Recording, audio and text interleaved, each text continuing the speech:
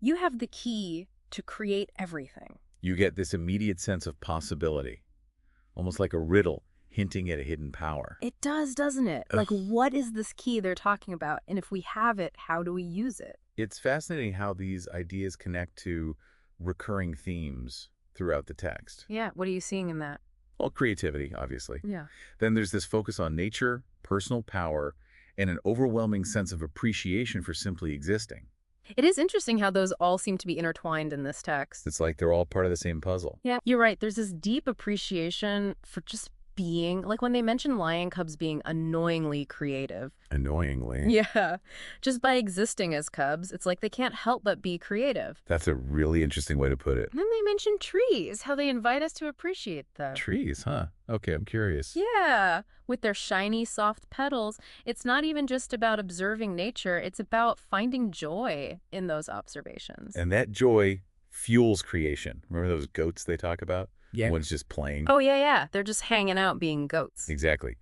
86 seems to be suggesting that tapping into that primal joy, that presence in the moment, that's essential for unlocking creativity. So not overthinking it, just being present, like those goats. It's almost like a form of meditation in a way. It's a really interesting parallel. So we have this key that unlocks creative potential within us, and it's fueled by embracing joy and being present. Right, and that alone is a really powerful idea to consider. It is, but then the text takes this interesting turn talking about memory, and not in a positive light. Oh, really? Okay, how so? Well, it's like they're suggesting that sometimes our past experiences, the things we've seen and felt, can actually hold us back. Interesting.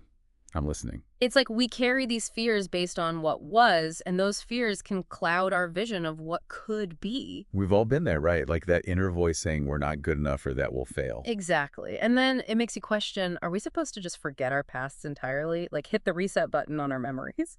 That's a big question. I don't think it's necessarily saying to just completely forget everything. Yeah, that seems a little extreme, doesn't it? Right. It's more about shifting our perspective, I think. How so? Well, think about it less like hitting reset and more like hitting save on a computer file. You know? Okay, I see what you're getting at. You don't lose the information, it's still there. Right. It's saved. Exactly. But you're free to create something new without the old file constantly open in the background. Okay, I like that analogy. So we're not wiping the slate clean, but maybe just reframing how those past experiences influence us. Instead of being chained to the past, we learn from it and move forward. Exactly. I think 86 is advocating for a more mindful relationship with memory, not amnesia. That makes a lot more sense. And this leads us to one of those thought-provoking lines in the whole text. To create yourself is not to consume it all. To create is like to respond. Whoa. Okay, say that again. To create yourself is not to consume it all. To create is like to respond. That's a dense one. What do you make of that?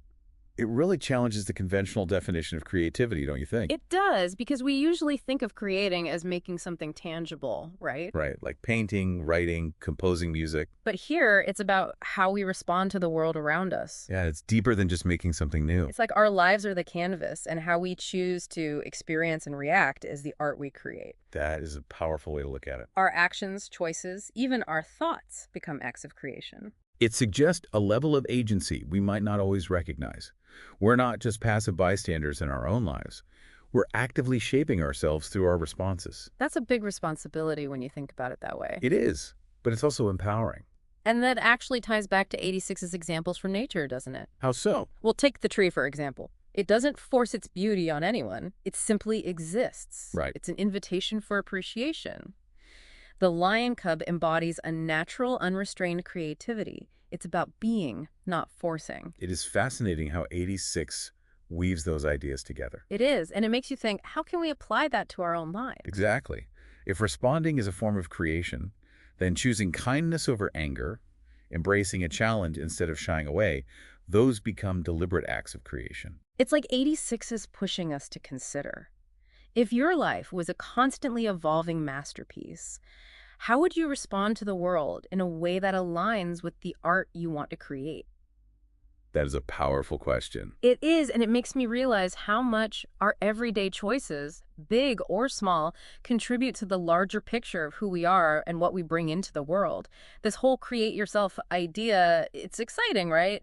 But also kind of daunting. It's a lot to wrap your head around. Like, it's a big It responsibility. is. It's like, wait a minute, I'm not just along for the ride here. Exactly. You're not just a passenger. You're behind the wheel. Even when life throws those curveballs and detours. Exactly. You get to decide how to navigate it all. So for our listener, the person who dove into 86.txt with us today, what's the core message? What should they walk away with? I think 86 is really reminding us that creativity isn't just for artists. Right. It's not like some exclusive club. Exactly. It's not limited to painting or writing or music. Yeah. It's so much bigger than that. So it's not about being a professional creative. No, it's woven into everything we do. It's about how we choose to see the world, how we respond to those everyday challenges. It's the energy we bring to our interactions. It's like choosing to see the beauty in a tree, right? Yes. Or finding that childlike sense of wonder. Being present in those moments, like those playful goats. And remembering that we have the power within ourselves to unlock that creativity. So it's not about seeking validation from others. No, it's about tapping into that inner wellspring of possibility. I love that. This deep dive into 86.txt today, it felt like unearthing a treasure map. Ooh, I like that analogy. But not to a physical location, to a hidden part of ourselves. To that creative potential we all have. And it's a good reminder that we are capable of so much more than we often give ourselves credit for. We are. And the journey doesn't end here. 86 gave us a framework, a new lens through which to view our lives and the choices we make each day. So to our listener out there, I'll leave you with this. How will you create yourself today?